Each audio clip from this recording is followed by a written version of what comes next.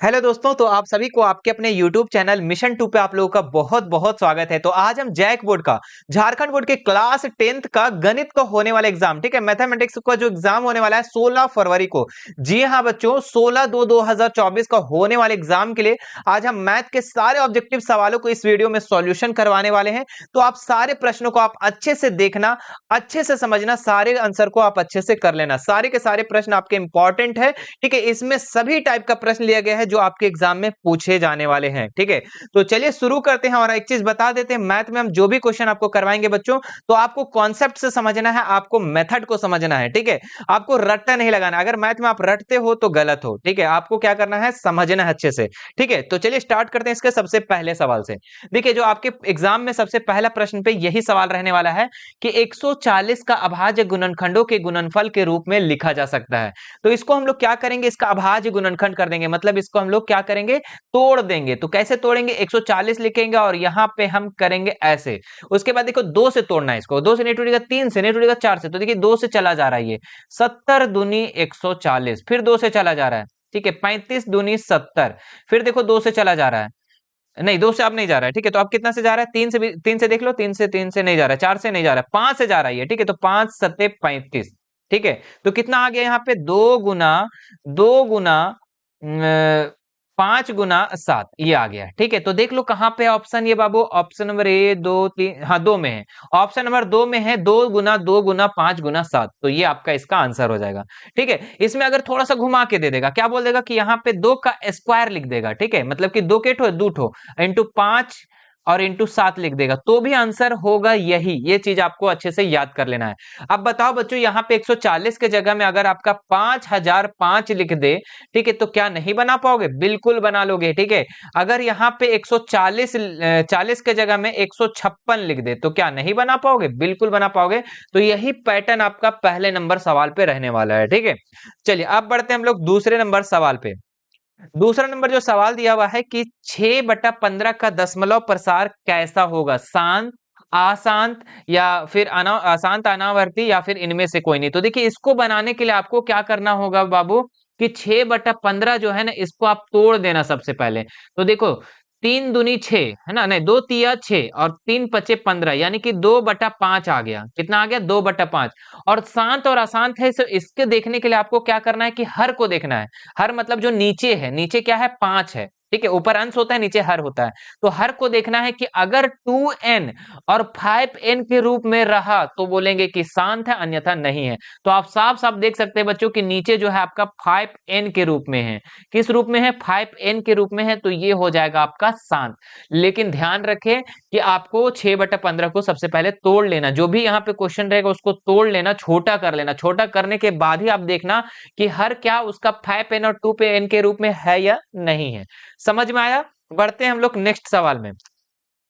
दूसरा नंबर जो दिया हुआ है, ग्राफ से बहुपद के शून्यकों की संख्या निकालना है। कितना लॉलीपॉप सवाल है, और इस लॉलीपॉप सवाल आपका 100% रहेगा ही रहेगा, ठीक है। इतना इसमें से एक नंबर उठाना बहुत ही आसान है। क्या है, देखना है कि एक्स वाले लाइन में जो है कितना बार ये जो रेखा कटा है। तो देखो आप साफ साफ देख सकते हैं बच्चों, यहाँ पे 2 बार कटा है, तो इसका ऑप्शन नंबर 1 इसका राइट हो जाएगा, 2। क्लियर है। बढ़ते हैं अगले सवाल। क्या है, द्विघात बहुपद 6x² -3 और -7 के शून्यकों का योगफल कितना होगा। चलिए, जितने बच्चे अभी तक पढ़ करके आए हैं, ठीक है, इसका उत्तर करो। आप वीडियो को पॉज कर लो और इसका उत्तर करके बताओ कितना होगा आंसर, ठीक है। बहुत सारे बच्चे इसमें गलत कर जाएंगे, मैं गारंटी के साथ कहता हूं कि इसमें गलत कर जाएंगे। चलिए वीडियो को रोक करके आप कर सकते हैं।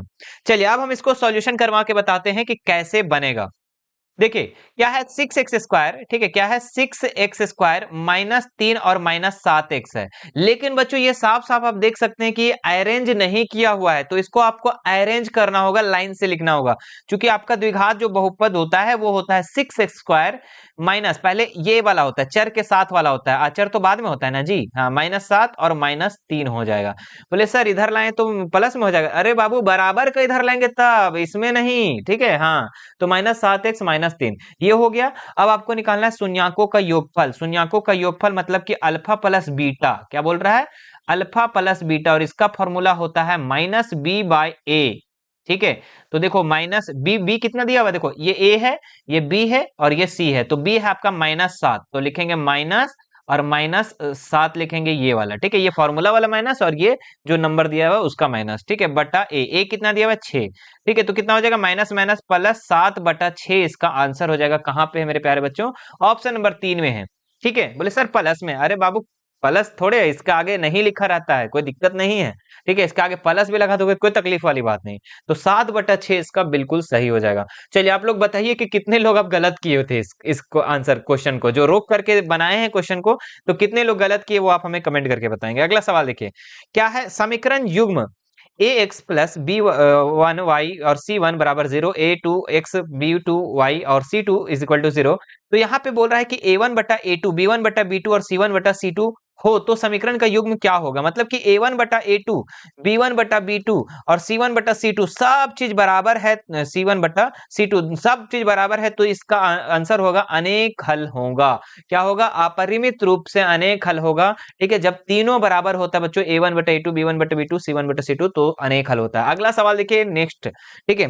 देखिए आप लोग हम इतना समझाते क्यों हैं? इतना इसलिए समझाते हैं कि आपको समझ में आ जाए, ठीक है, वरना हम चाहते तो आपको बस रटवा देते। तो अरे भाई और के जैसे नहीं हम रटवाते, आपको समझाने का प्रयास करते हैं हम मैथ को, ठीक है। चलिए x प्लस वाई बराबर 9 है, x माइनस वाई बराबर 1 है, तो कैसे इसको बनाना है? देखिए इसको विलोपन विधि से सिंपल सा बना देना है, कोई हार्ड नहीं है, ठीक है। x प्लस 9 लिख देंगे और x माइनस वाई बराबर 1 लिख देंगे, ठीक है। y से y क्या हो जाएगा? कैंसिल हो जाएगा, चूंकि प्लस और माइनस में है, तो यहाँ पे हो जाएगा 2x बराबर 9 और 1 10 हो जाएगा। तो x बराबर क्या हो जाएगा? 10 बटा 2, तो 5 हो जाएगा, मतलब कि सॉरी, हाँ क्या हो जाएगा? 5 दूनी 10, मतलब कि x बराबर कितना हो गया? 5 हो गया। कितना हो गया? 5 हो गया। और y बराबर कितना होगा? तो वो आप कोई भी समीकरण में बैठा के, लेकिन उतना मत बनाइए, आपको टाइम बचाना है। तो सिंपल सा देखो कि आपका देखिए 4 ऑप्शन है, ठीक है। तो यहाँ पे ये पहला वाला x होता है, बाद वाला y, पहला वाला x बाद वाला y, पहला वाला x बाद वाला y। तो देखो x वाले लाइन में, x वाला में कौन वाला है, ठीक है। तो x में आप देख सकते हैं बच्चों, तीसरा नंबर जो है इसका राइट हो जाएगा, ये आपका x हो जाएगा और ये आपका y हो जाएगा। x का मान 4 और y का मान 5, x का मान 5 और y का मान 4। समझ में आया? वरना आप इसको और भी बढ़ा सकते हो, लेकिन कॉमन सेंस है कि यहाँ पे तो x का मान 2 लिखा हुआ है, कट गया। यहाँ पे भी x का मान 2 है तो कट गया, x का मान 5 है, सही हो गया, सिंपल, ठीक है। हाँ लेकिन इसको आप लोग बना लोगे तो अच्छा होगा, क्योंकि इनमें से कोई ने भी तो हो सकता है ना। हाँ कैसे? तो सिंपल सा देख सकते हैं, यहाँ पे 5 है x का मान, 5 x प्लस वाई बराबर 9 होना चाहिए ना जी। तो x का मान 5 है और y बराबर कितना है? 4 है, तो 9 है कि नहीं है दोनों साइड? बिल्कुल, तो सही हो जाएगा। चलिए अगला सवाल, क्या है? यदि x बराबर 2 और y बराबर 3 है तो 2x प्लस वाई बराबर k का एक हल है, तो k का मान निकालना है। ओ भाई k का मान निकालना है, k का मान कैफ है ना, हमारा नाम। चलिए कैसे निकलेगा वो देखते हैं, हटाइए मजाक बहुत हो गया ना। देखिए 2x है और प्लस y बराबर k है, ठीक है। तो देखो x के जगह में हम क्या लिखेंगे? 2 लिखेंगे, x के जगह में 2 लिख देंगे और y के जगह में हम 3 लिखेंगे, तो 3 लिख देंगे बराबर k, ठीक है। तो 2 दूनी 4 प्लस 3 बराबर k, तो 4 3 7 बराबर k, तो k इज इक्वल टू कितना आ गया? 7 आ गया। तो 7 इसका ऑप्शन नंबर 4 इसका सही हो जाएगा। क्लियर है? कोई दिक्कत है, कोई तकलीफ है? नहीं। अगला सवाल देखते हैं, रैखिक समीकरण युग्म असंगत है तो आलेख की रेखाएं क्या होगी? तो असंगत कब होता है बच्चों? असंगत तब होता है जब a1 बटा a2 b1 बटा b2 मिले लेकिन c1 बटा c2 ना मिले, तो हम लोग कहते हैं असंगत है। और असंगत जब इस सिचुएशन में होता है तो वो क्या होता है? समांतर होता है। याद रखिएगा ऑप्शन नंबर 1 इसका राइट हो जाएगा, 8वां नंबर का एक इसका राइट हो जाएगा, समांतर। अगला सवाल देखिए 9 नंबर, क्या है? द्विघात समीकरण 6 स्क्वायर माइनस एक्स माइनस 2 के मूल होंगे। चलिए बहुत अच्छा सवाल है, लॉलीपॉप सवाल। देखिए 6x स्क्वायर माइनस एक्स और माइनस 2 है, यही है ना क्वेश्चन, ठीक है। इसको कैसे बनाएंगे समझिएगा।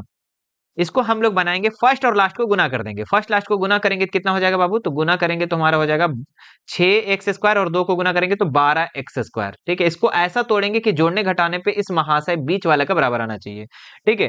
तो बीच में कितना है? 1x है, तो 1x कैसे आएगा? देखो 4x और 3x को हम क्या कर देंगे? तोड़ देंगे। 4 तिया 12x स्क्वायर हो गया और 4x में से 3x घटाएंगे तो x बचेगा। बिल्कुल सर इसी तरीके से तोड़े थे हम भी, ठीक है ना। चलो तो क्या हो जाएगा? 6x स्क्वायर ठीक है, अब यहाँ पे माइनस लाना है, इस चीज को भी ध्यान देना है कि बीच में माइनस लाना है, तो हम क्या करेंगे, 3 में से 4 को घटा देंगे। क्या करेंगे, 3 में से 4 को घटा देंगे तब माइनस आएगा। ठीक है, बराबर 2 इज इक्वल टू 0। अब दो दो का पेयर बनाएंगे यहाँ पे, ये दोनों का और ये दोनों का। ठीक है, तो इन दोनों में अगर देखें बच्चों, फर्स्ट वाला में तो क्या कॉमन नजर आ रहा है आपको, देखिए तो इन दोनों में कॉमन क्या नजर आ रहा है, तो इन दोनों में कॉमन नजर आ रहा है सर 3 का टेबल में दोनों जा रहा है, और x भी है जो दोनों में है। ठीक है, तो देखो 3 दूनी 6, 2x हो गया। ठीक है, एक x बाहर निकला तो एक x बचा, और प्लस 3x पूरा निकल गया तो 1 बचा। सिंपल, क्या बचा, 1 बचा। ठीक है, उसके बाद चार चार एक्स है ना, तो इस दोनों में क्या कॉमन नजर आएगा, तो 2 कॉमन है। ठीक है, अंदर में क्या बचा, 2x, और हाँ ये माइनस जब कॉमन निकलता है ना तो आपका यहाँ प्लस हो जाता है। ठीक है, तो +1। ठीक है, और हर हाल में बच्चों की ये दोनों बराबर आना चाहिए, अगर बराबर नहीं आएगा तो गलत हो जाएगा। तो अब देखिए 3x -2 एक जगह लिख देंगे, और ये जो मिल गया उसको हम एक जगह लिख देंगे, 2x + 1 एक जगह। ठीक है, अब यहाँ पे एक बीच में हम लाइन दे देंगे। ठीक है, तो लिखेंगे 3x -2 बराबर 0, और 2x + 1 बराबर 0। ठीक है, तो क्या हो जाएगा, 3x बराबर, ये माइनस में 2 है, इधर आके प्लस में, तो x बराबर 2, और ये 3 जो है इंटू में, तो इधर आके डिवाइड में, 3 2/3 हो गया। ठीक है, अच्छा दूसरा क्या क्या आएगा कि 2x, ये प्लस में 1 है, इधर आके किस में हो जाएगा, -1 में, बराबर का इधर x बराबर कितना हो जाएगा, -1/2। तो देख लीजिए, एक का है आपका एक शून्यक निकल गया, 2/3, और -1/2 कहाँ पे है, तो ऑप्शन नंबर 3। ऑप्शन नंबर 3 इसका राइट है। ठीक है, कि 2/3 और एक -1/2। ठीक है, तो इसको भी आप लोग नोट डाउन कर लो। अगला सवाल देखते हैं, किसी द्विघात समीकरण के मूल वास्तविक नहीं होते हैं जब, जब क्या बाबू, जब वास्तविक तब नहीं होता है जब डी का मान जो है ये 0 ना हो, है ना, 0 ना हो। वास्तविक तब नहीं होता है जब 0 ना हो और प्लस में ना हो। ठीक है, मतलब डी का मान नेगेटिव हो, यानी कि डी का मान छोटा हो 0 से, तो हम लोग क्या कहेंगे कि वो मूल वास्तविक नहीं होगा, क्या होगा, काल्पनिक होगा। तो ऑप्शन नंबर दूसरा इसका राइट हो जाएगा। देखिए डी का मान बड़ा होगा तो वास्तविक होगा, डी का मान 0 के बराबर होगा तो वास्तविक होगा, लेकिन डी का मान अगर 0 से छोटा होगा, अगर मतलब ऋणात्मक क्या आ गया, माइनस में आ गया, ठीक है, तो आपका क्या हो जाएगा, ये वास्तविक नहीं होगा, काल्पनिक होगा। अगला सवाल देखो क्या दिया हुआ बाबू, कि द्विघात समीकरण 3x² - 5x + 2 बराबर 0, विविक्तर निकालना भाई, विविक्तर, विविक्तर यानी डी का मान निकालना। डी का फॉर्मूला क्या होता है, b² - 4ac। ठीक है, तो b कितना दिया हुआ है, तो यहाँ साफ साफ आपको देख सकते हैं कि a का मान आपका 3 दिया हुआ है, b का मान आपका -5 दिया हुआ है, और c का मान आपका दिया हुआ है 2। ठीक है, ये a का मान, b का मान, c का मान। अब देख लीजिए b कितना दिया, -5, तो -5 का कर दो बाबू स्क्वायर -4ac। a का मान कितना दिया हुआ, ए 3 दिया हुआ है, और c का मान दिया हुआ है 2।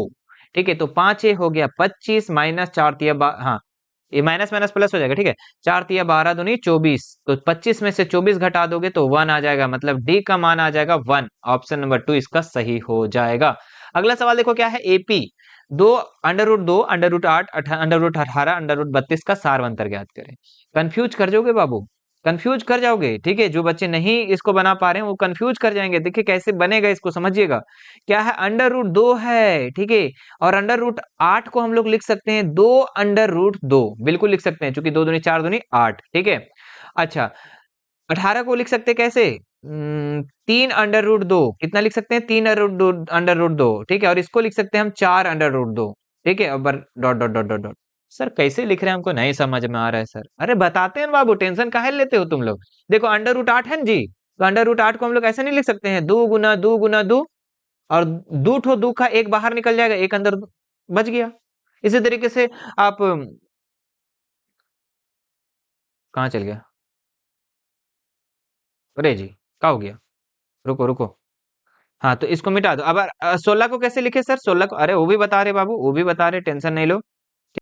बता रहे आपको, ये क्या हो गया जी, हाँ वो भी बता रहे, टेंशन नहीं लो। 16 को कैसे लिखे सर, तो 16 को ऐसे नहीं लिख सकता बाबू, 2 गुना 2 गुना 2 गुना 2 गुना 2, है ना, कितना हो गया, 2 दूनी 4 दूनी 8 दूनी 16। अच्छा 16 नहीं था जी, 18 था, 18 सॉरी 18। 18 को कैसे लिख सर, तो एक बार और दो। ठीक है, तो 2 दूनी 4 दूनी 8 दूनी 16 दूनी, अरे क्या क्या लिख रहे हैं जी सर, ऐसे लिखो। 18 था ना, हम 16 सोचे, इसीलिए ना गड़बड़ा गया जी। 18 को कैसे लिखे सर, तो 18 को हम क्या किए ना, कि 3 गुना 3, 3 3 9 दूनी 18। अब देखो 2 को 3 मिल गया तो एक 3 बाहर निकल गया, एक तो बच गया। तो ऐसे ही हम इसको क्या कर दिया, तोड़ दिया, अरेंज कर दिया। अब यहाँ पे आपको सार्वंतर निकालना है, डी का मान निकालना है। तो डी का क्या होता है कि a2 में से a1 को घटा दो। a2 कितना है बच्चों, 2√2 और माइनस a1 कितना है, तो √2। 2√2 में से 1√2 घटा देंगे तो 1√2 आंसर हो जाएगा। ऑप्शन नंबर 2 इसका बिल्कुल सटीक आंसर हो जाएगा। ठीक है, चलिए अगले सवाल की तरफ बढ़ते हैं हम लोग। क्या दिया हुआ है कि एपी 10, 7 और 4 का 30वां पद क्या होगा। ठीक है, तो देखो जो जो दिया है सबसे पहले वो लिखते हैं। ए दिया हुआ है आपका 10, डी जो दिया हुआ है कि क्या करेंगे, 7 में से 10 को घटा देंगे तो कितना बचेगा जी, -3। ठीक है, डी का मान हो गया। अब आपको क्या करना है, अब आपको निकालना है 30वां पद। तो ए 30 का फॉर्मूला होगा ए प्लस 29 डी। कितना होगा, ए प्लस 29 डी। तो ए का मान कितना बाबू, तो 10 दिया हुआ 29 और डी का मान कितना है, -3। ठीक है, और यहाँ पे हो जाएगा 10 और 29 और 3 को गुना करेंगे 9 या 27 के साथ, हाथ में बचा 2, 3 दूनी 6, 7 8, 87 हो जाएगा। ठीक है, माइनस में 87, प्लस माइनस माइनस, तो 10 में से -87 को घटाएंगे तो -77 इसका क्या हो जाएगा आंसर। कहाँ पे, ऑप्शन नंबर 4 इसका सही हो जाएगा। ठीक है, 4 इसका बिल्कुल सही उत्तर हो जाएगा। अगला सवाल देखिए, सभी वर्ग क्या होते हैं, तो याद रखेगा मेरे प्यारे बच्चों कि सभी वर्ग जो होते हैं वो समरूप होते हैं। वेरी वेरी इंपॉर्टेंट सवाल। ठीक है, चलिए अगला सवाल। आकृति में यदि डीई और बीसी समांतर है, मतलब कि ये वाला और ये वाला जो है ना समांतर है, क्लियर है। एडी जो है आपका 3 दिया हुआ है और बीडी जो है 1.5 दिया हुआ है और ईसी जो दिया हुआ है आपका ईसी ईसी ईसी 1 दिया हुआ है। अच्छा, ईसी नीचे वाला ना जी, ईसी आपका 1 दिया हुआ है। आपको निकालना है एई का मान, इसका मान आपको निकालना है। तो जब याद रखिएगा बच्चों, जब डीई, ठीक है, डीई और बीसी समांतर होता है तो ये जो होगा अनुपातिक होगा। ठीक है, एडी बटा डीबी, ठीक है, एडी बटा डीबी और एई बटा ईसी। ठीक है, देखो ये सवाल हमेशा रहता ही रहता है आप लोगों का। ठीक है, तो इसलिए इस लोग इसको अच्छा से कर लेना। ठीक है, तो एडी का मान कितना है, 3 दिया हुआ है, डीबी का मान 1.5 दिया हुआ है और बराबर एई का मान कितना दिया हुआ है, नहीं दिया हुआ है सर, तो एई के जगह में एई लिख देंगे, ईसी का मान की जगह में 1 दिया हुआ है। ठीक है, देखो इस पॉइंट को हटाएंगे तो 0 दे देंगे, 15 15 दूनी 30। ठीक है, तो 2/1 हो गया, कितना हो गया, 2/1। तो एई अब क्या हमारे पास बच गया यहाँ पे, 2/1 बराबर एई बटा 1। ठीक है, तो एई को 1 से गुना करेंगे, क्रॉस मल्टीपल करते हैं। ठीक है, तो एई को 1 से गुना करेंगे तो एई हो जाएगा और बराबर 2 को 1 से गुना करेंगे तो 2 हो जाएगा। ठीक है, तो क्या हो जाएगा, एई का मान जो निकल गया वो निकल गया 2। क्या निकल गया, 2 निकल गया। क्लियर है, तो इसका ऑप्शन करें बाबू। अरे ऑप्शन में गायब हो गया जी। ऑप्शन वहां गायब हो गया 15 का। चलिए कोई बात नहीं। ठीक है, और तो इसका जो भी ऑप्शन होगा आपका, ठीक है, तो वो आप कर लेंगे। ठीक है, इसका 2 इसका राइट आंसर हो जाएगा। ठीक है, जो ऑप्शन 2 है हमारे पास जहां पे है, ठीक है, वो आपका ऑप्शन नंबर 3 में है। ठीक है, तो चलिए आगे बढ़ते हैं हम लोग नेक्स्ट सवाल में कि एबीसी में एबी 12 है, एसी 13 सेंटीमीटर है, बीसी 5 सेंटीमीटर है, कोण बी का मान होगा। ठीक है, तो कैसे निकलेगा कोण बी का मान। ठीक है, तो सबसे पहले एक त्रिभुज बना लीजिए आप। ये त्रिभुज बन गया। ठीक है, एबीसी है। ठीक है, मान लो कि ये ए बी सी है। ठीक है, यहाँ पे बोल रहा है कि ए बी का मान जो है 12 दिया हुआ है, बीसी का मान आपका दिया हुआ है, बीसी का मान दिया हुआ 5 और इसका मान दिया हुआ 13। तो इसको आपको एक चीज ध्यान रखना है कि अगर ये जो कर्ण देख रहे हैं आप, ये जो कर्ण देख रहे हैं, ये AB और BC के वर्ग के बराबर हो जाएगा तो हम समझेंगे कि ये समकोण त्रिभुज है। क्योंकि समकोण त्रिभुज में ही ऐसा होता है कि कर्ण का स्क्वायर जो है लंब स्क्वायर और आधार का स्क्वायर होता है। तो देखते हैं करके, तो क्या करेंगे, 13 का स्क्वायर बराबर 12 का स्क्वायर और प्लस 5 का स्क्वायर, मतलब कि जो बड़ी भुजा है उसका स्क्वायर और जो दो दो छोटी छोटी भुजा उसका स्क्वायर का दोनों का योग करके देखेंगे। दोनों साइड अगर इक्वल आ गया तो बोलेंगे कि ये 90 डिग्री का है, यानी कि ये समकोण त्रिभुज हो जाएगा। तो पहले देख लेते हैं, 169 आ गया, ये इधर देखते हैं 144 प्लस 5 25 और 169 बराबर 144 और 25 169। हाँ बच्चों बराबर आ गया, इसका मतलब कि ये जो होगा समकोण त्रिभुज होगा। ठीक है, ऑप्शन नंबर 1 इसका राइट हो जाएगा। चलिए अगला सवाल देखो, बिंदुओं -5 7 और -1 और 3 के बीच की दूरी ज्ञात करना है। तो देखिए इसको ज्ञात कैसे करेंगे। ठीक है, आपको टिक करना है तो टेंशन नहीं लेना है। देखिए कैसे बनेगा वो समझो पहले। ठीक है, हम सारा बना क्यों दे रहे हैं, बना इसलिए दे रहे हैं कि आपका सब्जेक्टिव ऑब्जेक्टिव सब क्लियर है ना, एक के बार में। तो देखो यहाँ पे आपको बीच की दूरी निकालना है, तो दूरी का सूत्र जो होता है वो होता है √x2 - x1। ठीक है, और का whole square plus y2 minus y1 का होल स्क्वायर। ठीक है, तो अब देखिए इस पे पुट करेंगे, हम क्या करेंगे पुट। तो x2 कितना दिया हुआ है, तो x2 आपका दिया हुआ है यहाँ पे, ये देखिए आपका x1 है, ये y1 है, ये x2 है और ये y2 है। ठीक है, चलिए x2 आपका दिया हुआ -1, तो लिखेंगे -1 और x1 कितना दिया हुआ है -5, तो माइनस माइनस +5 इसका होल स्क्वायर। इधर आ जाओ, तो y2 कितना दिया हुआ है, तो y2 आपका 3 दिया हुआ है और y1 दिया हुआ है 7, तो 7 का स्क्वायर। ठीक है, ये भी क्वेश्चन शायद हम करवाए हैं जी। ठीक है, बहुत अच्छा सवाल है। तो माइनस प्लस माइनस तो कितना हो जाएगा, 4 होगा, तो 4 का यहाँ पे स्क्वायर और यहाँ पे 3 और 3 में से 7 घटाएंगे तो 4 बचेगा, तो यहाँ पे भी 4 का स्क्वायर हो जाएगा, माइनस में 4 का स्क्वायर।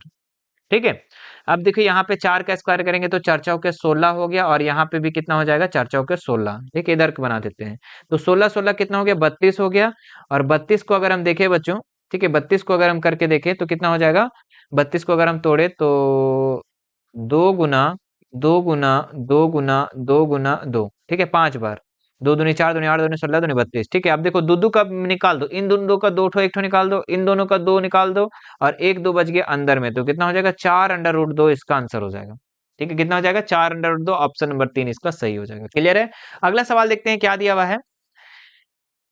हाँ, अगला जो सवाल है मेरे प्यारे बच्चों कि -2 8 और क्यू जो है -6 और 4 को मिलाने वाले रेखाखंड का मध्य बिंदु निकालना है आपको। मध्य बिंदु मतलब कि अगर यहाँ पे दो रेखाखंड दिया हुआ है आपका, एक रेखाखंड कि -2 और 8 है, ठीक है, और इधर आपका -6 और 4 है, ठीक है, इसका मध्य बिंदु निकालना है। तो मध्य बिंदु का जो फॉर्मूला होता है बच्चों, मान लो इसका नाम है P, इसका नाम है आपका Q, इसका नाम दे देते हैं M।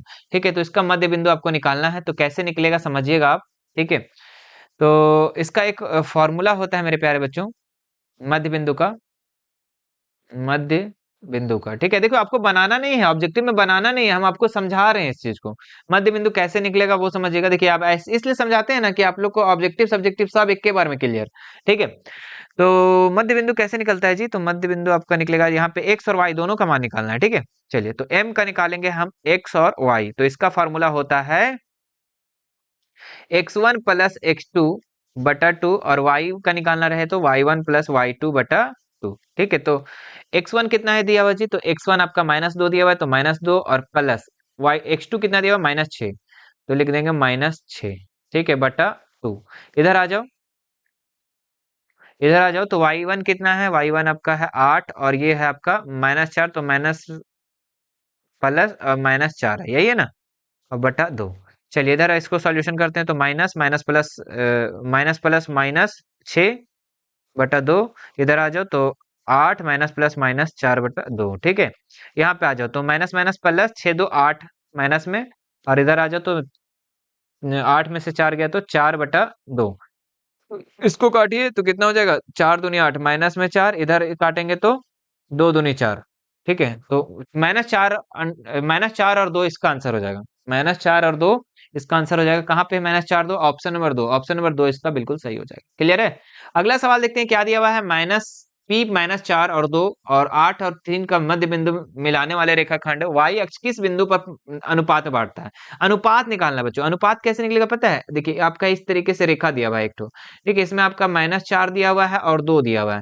ठीक है, और यहाँ पे आपका दिया हुआ 8 और 3 दिया हुआ है। आपका मध्य बिंदु निकालना है, जिसमें y अक्ष बोल दिया, तो y अक्ष बोल दिया तो x का मान आपका 0 हो जाएगा। ठीक है, आपको जब भी बोलते हैं ध्यान रखना, y अक्ष बोलेगा तो x का मान 0, x अक्ष बोलेगा तो y का मान 0 करना। ठीक है, तो चलिए अब निकालते हैं हम लोग इसका m1 और m2 कैसे निकलेगा, तो इसका विभाजन सूत्र से हम लोग निकालेंगे, विभाजन सूत्र से। तो विभाजन सूत्र का क्या होता है कि आपको सबसे पहले देखिए कि x वाले लेके चले या y के लेके चले, तो x वाले लेके चलेंगे। क्यों चलेंगे x वाले, क्योंकि x का मान यहाँ पे दे रखा है 0। ठीक है, तो यहाँ लिखेंगे, बीच में कोई भी नाम दे देते हैं जी, नाम तो दे भी नहीं किए, ये p q है और ये आपका m मान लो। ठीक है, तो m का आपको 0 लेके चलना है, x का मान लेके चलना है, तो कितना हो जाएगा, इसका फॉर्मूला होता है x2 m1 और प्लस x1 m2 और बटा m1 प्लस m2, ये इसका फॉर्मूला होता है। ठीक है, x वाला लेके चले इसलिए x वाला, अगर y वाला लेके चलता तो यहाँ पे क्या होता है, y2 m1 y1 m2, है ना, ये चीज होता है। चलिए, तो mx को लेके चले तो क्या हो जाएगा, यहाँ पे mx को लेके चले तो यहाँ पे 0 दिया हुआ है तो 0 लिख देंगे। x2 कितना है जी, तो x2 जो है आपका इसमें ये आपका x1 है, ये y1, ये x2 ये y2, ठीक है। आप छोटा छोटा लिख देंगे, कोई दिक्कत नहीं। x2 कितना है, तो x2 आपका 2 है, 8 है, सॉरी 8, और इनटू m1 कितना है, m1 नहीं पता सर, तो m1 के जगह में m1 लिख देंगे, प्लस x1 कितना है, तो -4 है, तो लिख देंगे -4, और m2 नहीं पता है, तो m2 के जगह में m2 लिख देंगे। यहाँ पे m1 प्लस m2, ठीक है। अब यहाँ पे हम क्या करेंगे, इस चीज को आप ध्यान देंगे, थोड़ा सा इसको बराबर में लिख देंगे ताकि आपको क्लियर दिखे, है ना। यहाँ पे क्या हो गया, 0 बराबर, है ना। हाँ, अब इसके नीचे हम दे देंगे 1, नहीं मत दो, अभी अभी 1 मिनट मत दो, इसको पहले क्या करो ना, इसको एक लाइन और दे दो। तो आठ को m से गुना करेंगे, कितना हो जाएगा, 8m1, और प्लस, सॉरी प्लस नहीं होगा, यहाँ पे माइनस प्लस माइनस हो जाएगा, -4m2, ठीक है। और नीचे हो जाएगा हमारा m1 प्लस m2, इसके नीचे हम 1 देके और क्रॉस मल्टीपल करेंगे, तो m1 और m2 को 8m1 और -4m2 को गुना करेंगे 1 से, तो क्या हो जाएगा, 8m1 और -4m2, ठीक है। और बराबर में क्या हो जाएगा, m1 m2 को गुना करेंगे 0 से, तो 0 हो जाएगा, है ना। ये भी क्वेश्चन शायद करवाए हैं जी हम, ठीक है। तो लो इसको बनाते हैं हम यहाँ पर। तो यहाँ पे देखिए 8m1 हो जाएगा, और ये 4 जो है इधर लाएंगे, तो हमारा 4 प्लस में m2 हो जाएगा, ठीक है। m1 यहीं रहने दो, और m2 को ये इनटू में है तो इधर आके डिवाइड में हो जाएगा m2, और ये 4 है और ये 8 इधर इनटू में है तो इधर आके डिवाइड में हो गया, ठीक है। इसको अगर हम काटना चाहे तो 1 चौके 4 दूनी 8, मतलब कि m1 अनुपात m2 जो निकलेगा वो 1:2 निकलेगा, ठीक है। तो ऑप्शन नंबर कहाँ है, ऑप्शन नंबर 4, ऑप्शन नंबर 4 इसका राइट हो जाएगा, ठीक है। इतना साफ साफ तरीके से आप लोग को हम बता रहे बच्चों, कोई एकदम झमेला वाला काम नहीं, ठीक है। आप इसका सब्जेक्टिव का सवाल भी इससे कंप्लीट हो जाएगा, कोई दिक्कत वाली बात नहीं है, ठीक है। हाँ, हमारा टाइम लग रहा है, लेकिन आप जब बनाओगे ना तो इजी से बन जाएगा, कोई हार्ड नहीं लगेगा, ठीक है, एकदम जल्दी जल्दी बन जाएगा। लेकिन हम आपको समझाने के लिए थोड़ा सा टाइम मुझे लग जा रहा है, ठीक है। चलिए 20 नंबर देखो, यदि टेन थीटा 3/4 है, क्या दिया हुआ है, tan theta is equal to 3/4। Tan का फार्मूला क्या होता है बच्चों, तो टेन का फार्मूला होता है लंब बटा आधार, क्या होता है, लंब बटा आधार। तो मतलब कि लंब आपका 3 दिया हुआ है और आधार आपका 4 दिया हुआ है, आपको कर्ण को निकालना है। क्या करना है, कर्ण को निकालना है, फाइंड करना है। तो कर्ण कैसे निकलेगा, तो इसको भी निकालते हैं हम लोग कर्ण का। तो इसका पाइथागोरस प्रमेय लगाएंगे हम। क्या होता है पाइथागोरस प्रमेय, कि कर्ण का स्क्वायर बराबर लंब का स्क्वायर प्लस आधार का स्क्वायर, ठीक है।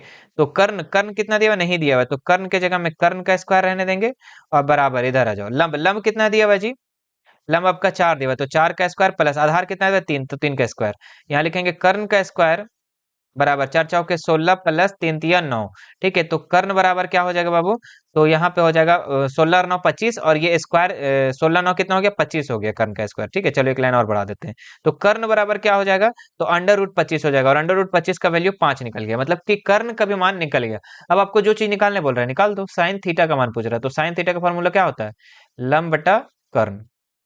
तो लंब कितना दिया हुआ था, तो लंब आपका दिया हुआ था 3, और कर्ण अभी निकाले कितना, 5, तो 3/5 इसका आंसर हो जाएगा, ऑप्शन नंबर 4।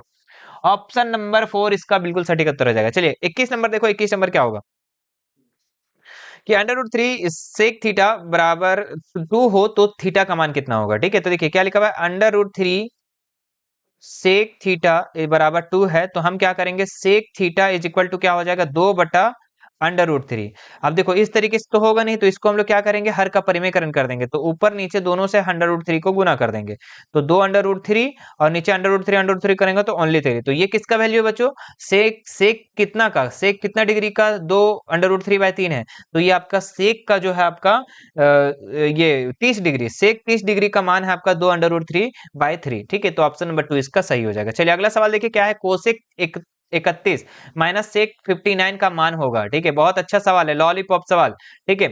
और इसका मान 0 ही होगा, देखिए कैसे बनेगा समझिएगा, कोसेक कोसेक 31 है, माइनस सेक जो है कितना है, 59, ठीक है। तो कोसेक को हम लोग चेंज कर देते हैं, तो कोसेक को क्या करेंगे, कोसेक 90 माइनस कितना लिखें, 90 माइनस कितना लिखें, यहाँ पे जो 31 आ जाएगा तो 59 लिखेंगे, ठीक है, माइनस सेक 59। अच्छा, कोसेक 90 माइनस 59, मतलब cosec 90 minus theta is equal to क्या होता है, सेक थीटा। तो सेक थीटा का मान कितना है, 59, माइनस सेक 59, तो सेक 59 से फिर सेक 59 कट गया, क्या हो गया, 0। तो ऑप्शन नंबर 1 इसका राइट हो जाएगा। तो आप लोग आंख बंद करके बच्चों दो चीज को ऐसा इस टाइप से आएगा, तो आपको 0 लिख देना है, और इसका अगर बट्टा में आ जाएगा, ठीक है, इस तरीके से आता है ना कहीं कहीं साइन 90 और साइन थीटा, इस तरीके से दो लाइन का रहे तो आपका उसका मान 1 होगा, तो इस चीज को भी आप याद रखिएगा। ठीक है, अगर नहीं आ रहा है तब, और बनाने आ रहा है तो बनाइएगा। ठीक है, बना के एक बार चेक कर लेना है। चलिए अगला सवाल देखिए, एक मीनार की ऊंचाई 10 मीटर है और सूर्य का उन्नयन कोण 45 डिग्री है, तो मीनार की छाया होगी। बहुत अच्छा सवाल दिया हुआ है। क्या दिया हुआ है कि एक मीनार है जो कि 10 मीटर ऊंचा है। ठीक है, और मीनार का जो छाया जो बन रहा है बच्चों, ठीक है, मान लो कि यहाँ से यहाँ तक छाया बन रहा है, तो इस छाया की दूरी आपको निकालना है, जो कि ये 45 डिग्री पर है। ठीक है, तो आप साफ साफ देख सकते हैं बच्चों, ठीक है, कि लंब दिया हुआ आपको आधार निकालना है, और लंब आधार किस में आता है, तो टेन थीटा में आता है। किसमें आता है लंब आधार, तो लंब बटा आधार आपका आता है टेन थीटा में। तो टेन कितना डिग्री है, 45 डिग्री। लंब कितना दिया हुआ है, 10 बटा आधार का मान कितना है जी, नहीं दिया हुआ, तो आधार की जगह हम आधार लिख देंगे। टेन 45 का मान 1 होता है, बराबर 10 बटा आधार। ठीक है, तो इसके नीचे भी 1 दे देंगे, तो आधार बराबर क्या हो जाएगा, आधार को 1 से गुना करके क्रॉस मल्टीपल करके, तो आधार का आधार, और आधार 10 को 1 से गुना करेंगे तो 10, मतलब कि आधार का भी मान आपका 10 होगा। कितना होगा, 10 होगा। 10 मीटर कहाँ पे, ऑप्शन नंबर 4। चलिए अगला सवाल देखिए, अच्छा इसी में दिया हुआ नीचे क्या है, एक वृत्त की समांतर स्पर्श रेखाएं कितनी हो सकती है, तो एक वृत्त की समांतर जो स्पर्श रेखाएं हैं बच्चों, ठीक है, ये आपका मात्र 2 ही हो सकता है। ऑप्शन नंबर 2 इसका सही हो जाएगा। चलिए अगला सवाल देखिए, वृत्त की त्रिज्या का मान 7 सेंटीमीटर, तो बड़ी सबसे बड़ी जीवा का मान क्या होगा। देखिए वृत्त का जो है त्रिज्या का मान आपका दिया हुआ है 7।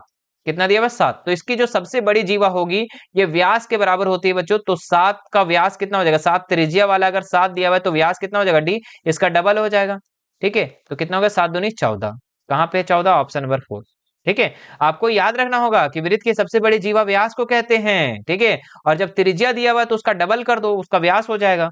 अगला सवाल देखो मेरे प्यारे बच्चों, ठीक है, देखो अभी तक हमारे वीडियो को अगर अच्छा लग रहा है और लाइक नहीं किया हो ना, तो गलत बात है भाई। ठीक है, गलत बात है बाबू, गलत बात है। आप लाइक कर दो वीडियो को, और सब्सक्राइब नहीं किया तो सब्सक्राइब कर लेंगे, और वीडियो को ज्यादा से ज्यादा शेयर कर देंगे। अगला सवाल, 7 सेंटीमीटर त्रिज्या वाले अर्धवृत्त का क्षेत्रफल क्या होगा, तो अर्धवृत्त का क्षेत्रफल क्या होता है पता है आपको, अर्ध वृत्त का क्षेत्रफल, तो अर्धवृत्त का जो क्षेत्रफल होता है वो होता है पाई आर स्क्वायर बाय 2। ठीक है, तो पाई का मान 22/7 इंटू आर का मान, आर का मान कितना है जी, तो आर का मान 7 है, तो 7 इंटू 7। ठीक है, और नीचे एक और 2 होगा। ठीक है, इसका नीचे एक और 2 होगा, क्योंकि बटा 2 तो छोड़िए दिए थे हम। ठीक है, अब देखो 7 से 7 कट गया, 11 दूनी 22 कट गया, 11 से 77 हो गया, तो 77 इसका आंसर हो जाएगा ऑप्शन नंबर 1, 77 सेंटीमीटर स्क्वायर। समझ में आया। अगला सवाल देखो, एक छतरी में 8 ताने हैं जो बराबर दूरी पर लगे हुए हैं। छतरी को एक सपाट वृत्त मानते हुए दो क्रमागत थानों के बीच के, मतलब कि एक छतरी है बच्चों। ठीक है, छतरी और सपाट है, मान लो किस तरीके से। ठीक है, इसमें 8 ताना खींचा हुआ है। ठीक है, 8 ताना खींचा हुआ है, 8 भाग में बांटा है, जैसे कि कितना हो गया, 1 2 3 4 5 6, नहीं तो नहीं हुआ 8। अब देखो तो 1 2 3 4 5 6 7 8, हाँ बिल्कुल। तो 8 बराबर भाग में बांट दिया, तो वृत्त का कितना डिग्री का होता है, 360। 8 से डिवाइड कर दो तो हमारे पास हो जाएगा 45।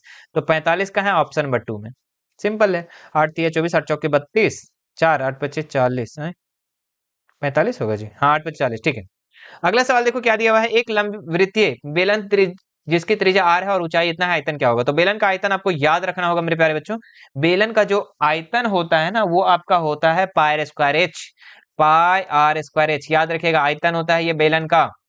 ठीक है, चलिए अगला सवाल देखिए, x 3 4 का माध्य 5 है, तो x का मान निकालना है। देखिए अब थोड़ा सा पलट दिया क्वेश्चन को, पहले माध्य कैसे निकालने देता था, पहले देता था 4 ठो क्वेश्चन, 4 ठो यहाँ नंबर दे देता, बोलता था माध्य निकाले, तो वो क्या करते थे हम लोग, सबको जोड़ के और उतना से डिवाइड कर देते हैं। लेकिन यहाँ पे थोड़ा पलट दिया है, क्या बोला कि इसका माध्य दे रखा है ना, तो माध्य आपका इसका दे रखा है, कितना दिया है जी माध्य, तो माध्य जो है आपका दिया रखा है 5 दिया हुआ है। तो देखिए इसको कैसे बनाएंगे, सबको जोड़ करके और आधा कर देंगे, है ना, सब आधा, सॉरी सबको जोड़ेंगे और जितनी संख्या उतना से डिवाइड करेंगे, तो x प्लस 3 प्लस 4 प्लस 5, और कितना संख्या है, केटो है जी, 1 2 3 4, तो 4 से डिवाइड कर देंगे, और इसका जो माध्य दिया है आपका दिया हुआ है 5, कितना है 5 दिया हुआ है। ठीक है, तो आप सबको जोड़ो जल्दी से, कितना हो जाएगा, 4 5 9 और 3 12, x प्लस 12, और ये 4 जो है इधर आके इंटू में हो जाएगा, 5 गुने 4। ठीक है, डिवाइड में है, इधर इंटू में हो गया, तो x बराबर क्या हो गया, x प्लस 12 बराबर 5 चौके 20, तो x बराबर हो जाएगा 20, ये 12 इधर आके माइनस में हो जाएगा, तो x बराबर हो जाएगा आपका 12 में से 20 घटा 12, 20 में 12 घटा देंगे तो 8, 8 इसका राइट आंसर हो जाएगा, मतलब कि x के जगह में आपका 8 होगा। अगला सवाल देखिए क्या है कि ताश के पत्तों के से एक पत्ता निकाला जाता है, एक लाल रंग के बादशाह होने की क्या प्रायिकता होगा। तो देखिए ताश में टोटल पत्तों की संख्या होती है 52।